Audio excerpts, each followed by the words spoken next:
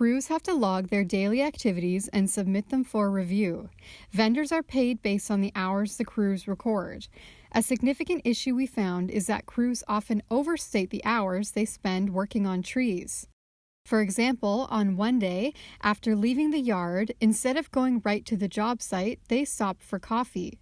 This stop was not reported on their log. Then they reported that they had to wait for a parked car to be moved. We did not observe a parked car preventing them from working. We observed the crew sitting in their truck for over half an hour. After lunch, they only worked on trees for half an hour, but recorded working for 2 hours on trees. Instead of working on trees, we observed them sitting in their vehicle for 1 hour before driving back to the yard for the end of their shift. The total unreported break time, exceeding normal breaks and lunch, was 1 hour and 24 minutes.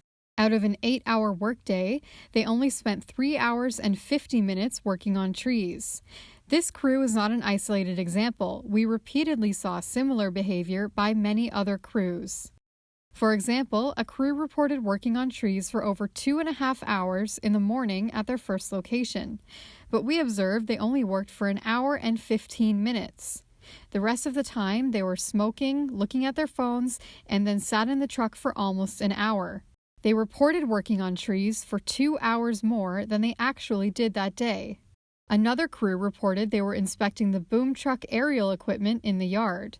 We saw them picking up a coffee, a newspaper, and looking at their phones. They took an extra 45-minute break for the day. Strategic leadership and a culture shift is needed to ensure crews are accurately recording their time, which the city pays for.